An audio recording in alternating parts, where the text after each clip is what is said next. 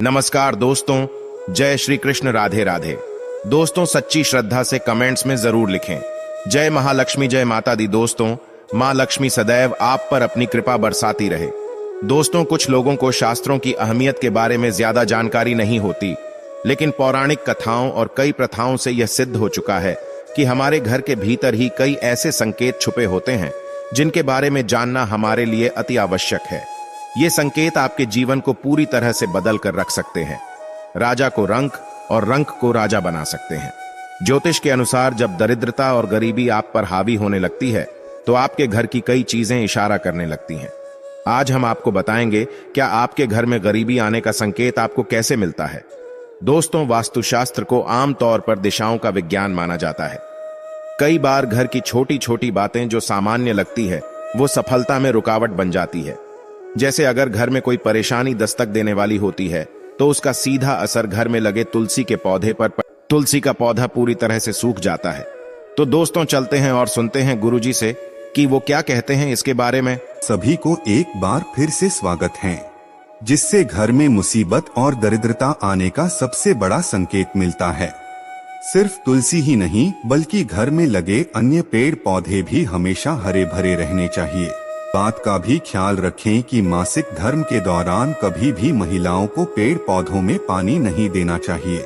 अगर आपके घर में लगे पेड़ पौधों की पत्तियां सूख रही है तो उसे तुरंत कटवा लें।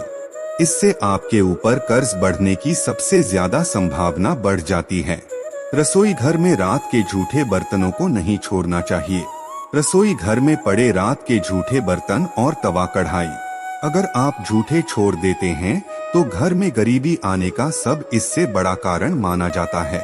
शास्त्रों में कहा गया है, जो व्यक्ति जूठे पड़े बर्तनों को साफ नहीं करता वो अपने जीवन में विफलता का ही सामना करता है, और जिस घर में जूठे बर्तनों को रात में ही धो दिया जाता है वह लक्ष्मी जी का वास स्वयं हो जाता है।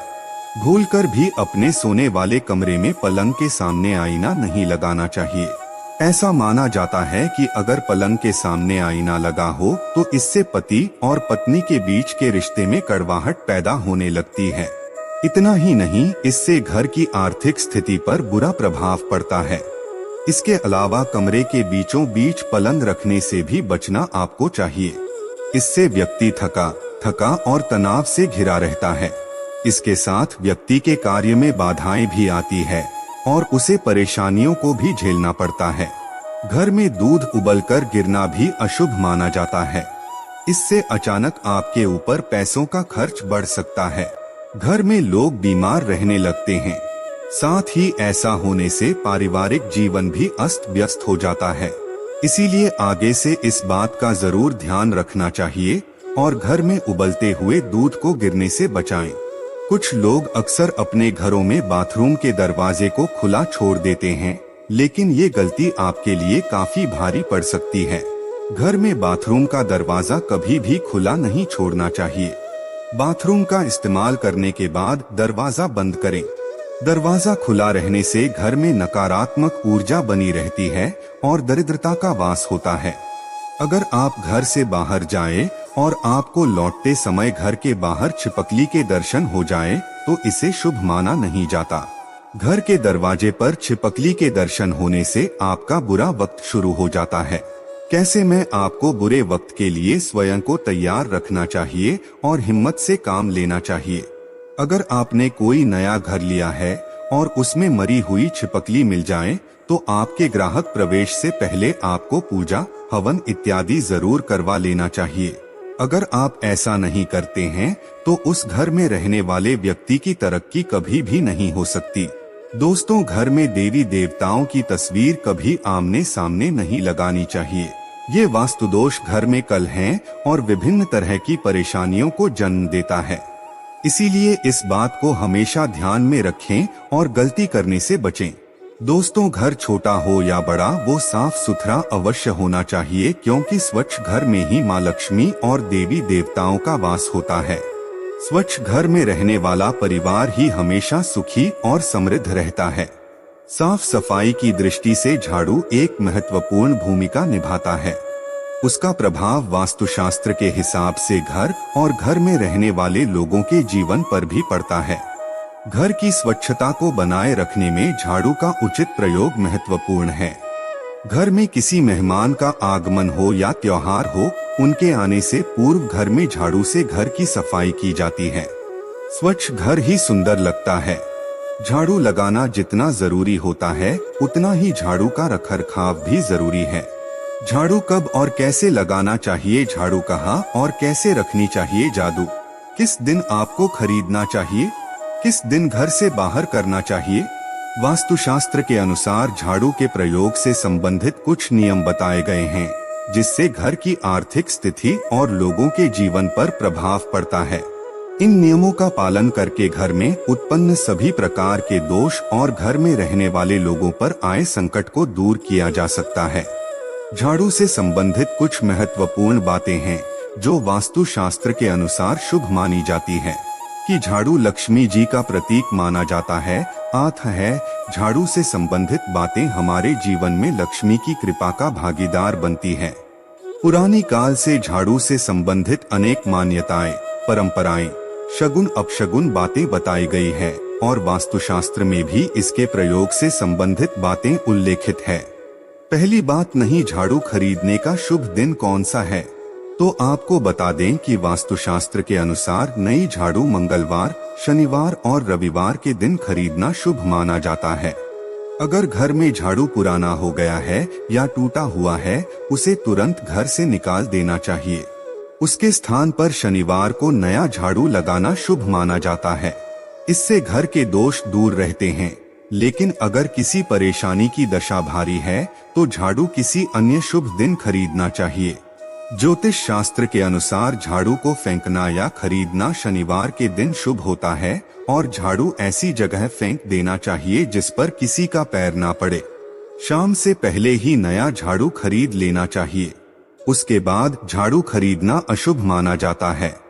दूसरी बात, झाड़ू रखने के नियम। वास्तुशास्त्र के अनुसार झाड़ू को सही रूप से रखना शुभ संकेत देता है। पुराणों में लिखा गया है कि जो स्थान साफ नहीं होता उस स्थान पर मां लक्ष्मी वास नहीं करती। घर की रोज साफ सफाई जरूरी होती है और झाड़ू को सही स्थान पर और सही तरीके से रखना भी जरूरी होता है। झाड़ू को हमेशा सुलाकर रखना चाहिए और इसे साफ जगह पर रखना चाहिए जहां पर बाहर से आने वाले लोगों की बुरी नजर ना पड़े। ऐसा करने पर नकारात्मक ऊर्जा घर में प्रवेश नहीं कर पाती और महालक्ष्मी का आगमन होता है। तीसरी बात, वास्तुशास्त्र के अनुसार इस बात का ध्यान रखना चाहिए कि झाड़ू से कभी भी उल्टी और विष्ठा साफ नहीं करनी चाहिए। गंदी नाली के पास भी झाड़ू कभी भी नहीं रखना चाहिए। झाड़ू को कभी भी पैर नहीं लगाना चाहिए। इससे झाड़ू का अपमान होता है और घर में गरीबी आने के अशुभ संकेत मिलते हैं। झाड़ू को कभी भी खड़ा करके नहीं रखना चाहिए। वास्तुशास्त्र के अनुसार झाड़ू को हमेशा लिटाकर ही रखना चाहिए। अगर झाड़ू पुरानी हो गई है या टूट चुकी है तो तुरंत शनिवार के दिन शाम से पहले नई झाड़ू खरीद कर लानी चाहिए और पुरानी झाड़ू को उचित स्थान पर फेंक देना चाहिए, जैसे बहती नदी में या किसी वृक्ष के नीचे रख देना चाहिए। पांचवी बात, वास्तुशास्त्र के अनुसार झाड़ू लक्ष्मी का प्रतीक होती है। अतः झाड़ू से किसी पशु, पक्षी या किसी भी व्यक्ति को मारना नहीं चाहिए। ये अशुभ कहलाता है। इससे मां लक्ष्मी नाराज हो जाती है। छठी बात, झाड़ू कब नहीं लगाना चाहिए। वास्तुशास्त्र के अनुसार किसी मेहमान के जाने के बाद तुरंत झाड़ू नहीं लगानी चाहिए। ये अशुभ संकेत देता है। मेहमान के जाने के बाद थोड़ा रुककर ही झाड़ू लगानी चाहिए। कहीं यात्रा पर जाना हो तो भी इस बात का ध्यान रखें कि यात्रा पर जाने से तुरंत पहले झाड़ू न लगाएं। सातवीं बात, झाड़ू का दान। वास्तुशास्त्र के अनुसार मंदिर में शुभ मुहूर्त देखकर में किसी शुभ अवसर पर झाड़ू का दान करना शुभ माना जाता है। दान धर्म शास्त्रों में शुभ होता है जो धन, सुख, समृद्धि में सहायक होता है। झाड़ू का दान करने से मां लक्ष्मी की कृपा प्राप्त होती है। आठवीं बात, झाड़ू के प्रयोग से पहले झाड़ू में सफेद या लाल रंग का धागा बांध दें। इससे घर की नकारात्मक ऊर्जा नष्ट होती है और घर में सुख समृद्धि के शुभ संकेत मिलते हैं। आर्थिक दशा में सुधार होता है और धन संपदा का संचार होता है। सूर्योदय के समय जब सूर्य का प्रकाश घर में प्रवेश करता है घर में सूर्य की रोशनी से उजाला होता है तब झाड़ लगाना सर्वोत्तम माना गया है। उस समय सकारात्मक ऊर्जा घर में प्रवेश करती है और नकारात्मक ऊर्जा को नष्ट कर देती है। शाम होने से पहले घर में साफ सफाई करना बहुत ही ज्यादा शुभ माना जाता है। शाम होने के बाद घर में झाड़ू लगाना अशुभ माना जाता है। तो दोस्तों, आपको ये वीडियो कैसा लगा हमें कमेंट में जरूर बताएं।